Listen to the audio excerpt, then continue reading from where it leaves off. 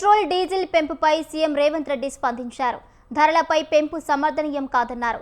ఈ నిర్ణయం అనేక రంగాలపై వ్యతిరేక ప్రభావం చూపుతుందన్నారు. నిత్యావసరాల ధరలు పెరిగి సామాన్యుల పాలిట పిడుగుపాటు అవుతుందన్నారు. కేంద్ర ప్రభుత్వం అసమర్థ పాలన, అనాలోచిత విధానాల కారణంగా దేశ ఆర్థిక వ్యవస్థ కుదేలైందన్నారు. ఆత్మనిర్భర్ కేవలం ఓట్లు రాల్చే నినాదమే తప్ప ఫలితాలు తెచ్చిన పాలసీ కాదన్నారు. చిన్న మధ్య తరహా పరిశ్రమలు దెబ్బతిన్నాయన్నారు. రైతుల ఆదాయాలు రెట్టింపు చేస్తామన్న హామీ ఒట్టి మాటగా మిగిలిపోయిందన్నారు.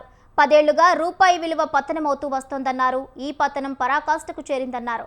4 రాష్ట్రాలు, కేంద్రపాలిత ప్రాంతం ఎన్నికల ముందు పెట్రోల్ ధరలు పెంచాం అని ప్రకటించిన కేంద్ర ప్రభుత్వం ఫలితాలు వచ్చి 10 రోజులు గడవక ముందే 3 రూపాయలు పెంచిందన్నారు. ధరల పెంపును ఉపసంహరించుకోవాలని డిమాండ్ చేశారు.